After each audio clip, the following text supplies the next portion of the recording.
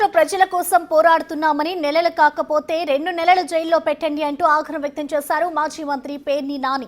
Medical కాలేజీలను ప్రైవేటీకరణ చేయడానికి వ్యతిరేకిస్తూ శాంతియుతంగా నిరసనకు పిలుపునిచ్చామన్నారు. నిరసనకు పర్మిషన్ అడిగితే ఇవ్వలేదన్నారు. అందుకే చెలో మెడికల్ కాలేజీ కార్యక్రమం చేపట్టామని తెలిపారు. రాష్ట్రంలో ఎక్కడా లేని విధంగా 400 మందిపై కేసులు పెట్టారని ఫైరయ్యారు. 10 ఏళ్లు శిక్ష పడే సెక్షన్ల కింద కేసు పెట్టారని ఆరోపించారు. తమపై కేసులు పెట్టడాన్ని మేము తప్పు పట్టడం లేదని, ఎస్పీ చర్యలను స్వాగతిస్తున్నామని తెలిపారు పేర్ని నాని.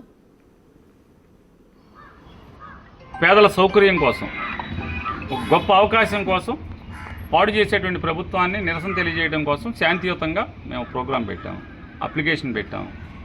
మేము ఇవ్వను అన్నారు, రిజెక్ట్ చేశారు, మైక్ పెట్టారు. మీరు వస్తే కనుక లోపలేస్తాం అది ఇది అని చెప్పని. ప్రతిపక్షంగా మా నిరసన మేము తెలియజేయాలి, ప్రజాహితం కోసం పనిచేయాలి కాబట్టి మేము పనిచేస్తున్నాం.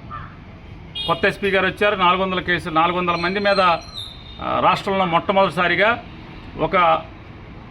ఒక ప్రతిపక్షం చేసినటువంటి ఒక నిరసన కార్యక్రమంలో 400 మంది మీద 10 సంవత్సరాల శిక్ష పడేటువంటి ఒక నేరం కూడా దీంట్లో పెట్టి మా 400 మందిని బెయిల్ రాకుండా ఎన్నాళ్ళు కావాలంటే అన్నాళ్ళు ఉంచేట్టుగా సెక్షన్ కూడా పెట్టారని చెప్పని పాత్రికేయ మిత్రులు చెప్తున్నారు. తప్పే ఉంది. ప్రజల కోసం పనిచేసేప్పుడు ఈ అన్నాళ్ళైనా ఉంటాం, పెద్ద ఇష్యూ ఉంది.